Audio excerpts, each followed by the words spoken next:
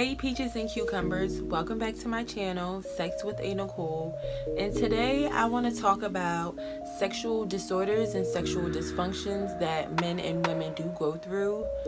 It happens to the best of us. I mean, that's all I can really say. Time goes on, and with time, our body changes. Also, certain things depend on how we eat, what we drink, what things we put into our body, if we exercise, if you smoke, if you drink. All those things are factored in your sexual performance in the bedroom. Also, some things, that happened in the past, traumatic experiences that happened in the past can haunt you when you're in the act of having sex. So today I'm going to talk about certain situations and disorders and dysfunctions that people do experience. I'm going to also talk about some treatments and medications that you can seek out. There's always sex therapy to go to. If you need to see a psychiatrist, a psychologist, they're always open. The door is always open for you to go to them. So stay tuned and keep on watching. So the first thing I want to talk about is hypoactive sexual disorder, desire disorder. And basically this disorder is when, how can I put this? You don't have any interest of sexual thoughts, fantasies, desires, fetishes before sex. So your partner can be texting you like, yeah, I can't wait to see you, I'm hype, I'm amped, can't wait to do this, that, and the third, and you're just like, blah, blah, I don't care, blah, I'm just gonna fake it till I make it. So then, during the sexual encounter, your lack of interest is not there. Your game is not A1. You just don't care. So people with this hypoactive sexual desire disorder, I suggest that they go out and seek some type of therapeutic treatment, not so much as medical, but just to sit down and talk to a therapist, a psychologist, a sex therapist, anything along that nature. You just need to talk, let it out. Maybe talk about your childhood. You don't know why you're like that. So that's one thing.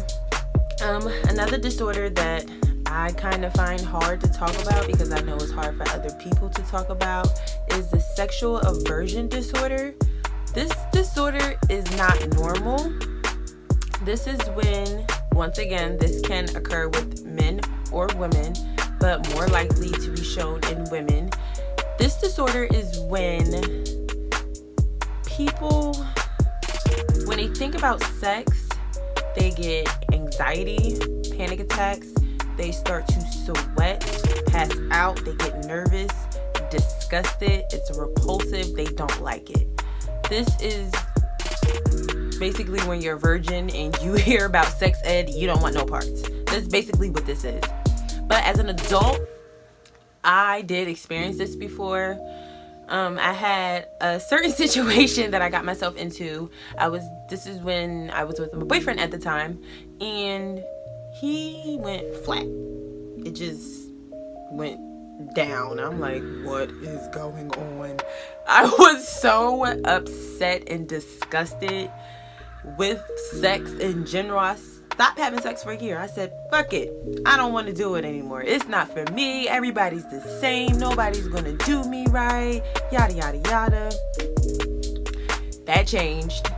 I started talking to my friends about the situation. They said, girl, this happened, yada yada yada. I'm like, okay, well, I guess sex isn't that nasty.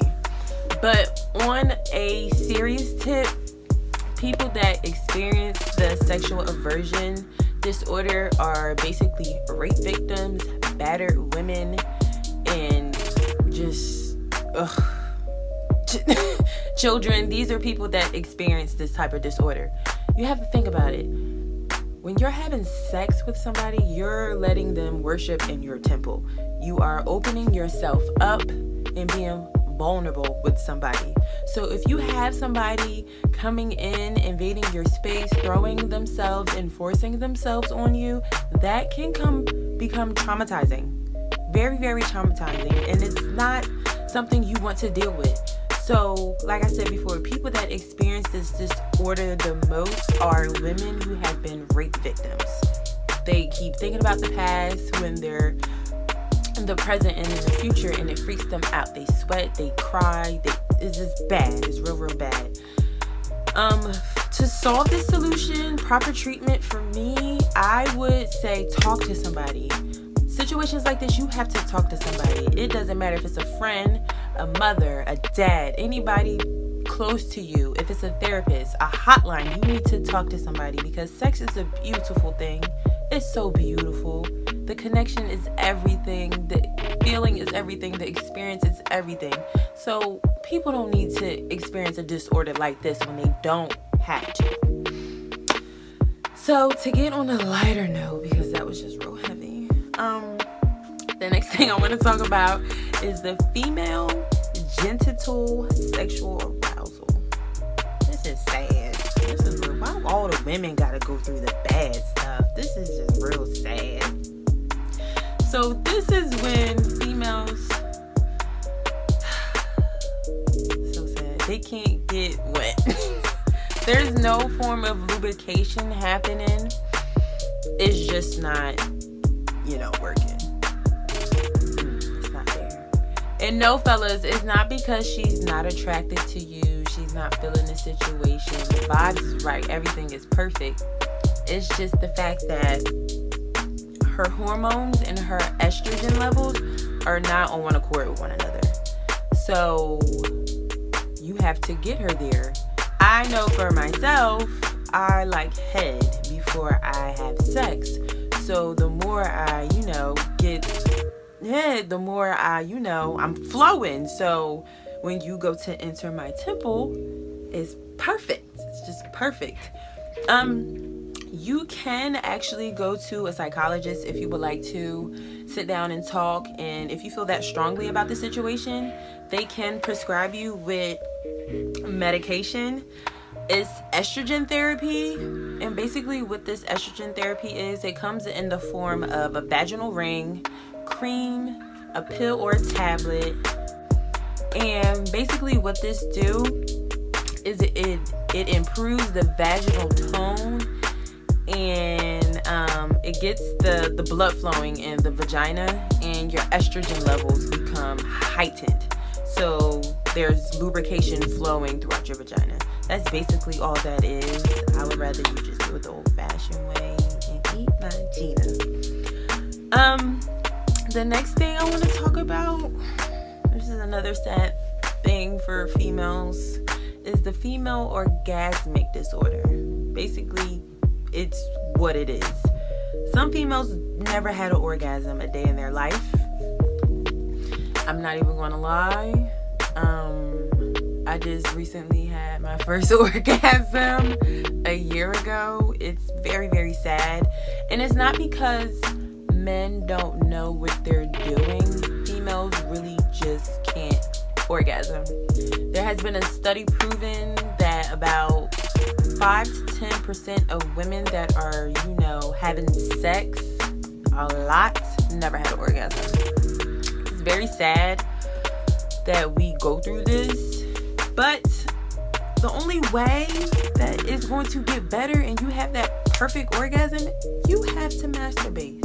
You have to play with your Gina, play with your pearl. You have to get to know her. Just like how you know yourself, like what you like to eat, what you like to drink, what you should put on your face, what clothes you like to wear. That's how you need to know your Gina, inside and out, so you can get that perfect orgasm and that stimulation. You need to be able to tell your partner what you like, what you don't like. If you like double penetration, if you don't like double penetration. If you like it soft, slow, fast, harder. Okay? They need to know these things in order to make you climax, orgasm, multiple times. Multiple times. Sorry, I'm having a moment. You can seek out medical treatment for this if you go to your therapist. I'm pretty sure if you even go to a doctor, they can prescribe you this. It is the clitoris therapy. Basically, it's a vacuum device that helps with the estrogen and the hormones. I don't think females should use that. I think you should just do it the old-fashioned way. Like I said, play with yourself. That's okay. It should not be frowned upon to masturbate. You need to know what's going on. If you need to get a mirror, put your legs like this and play with the Gina. By any means, do that so you can see where your juices is flowing. So y'all know what I'm trying to say. That's what y'all need to do. There's nothing wrong with that.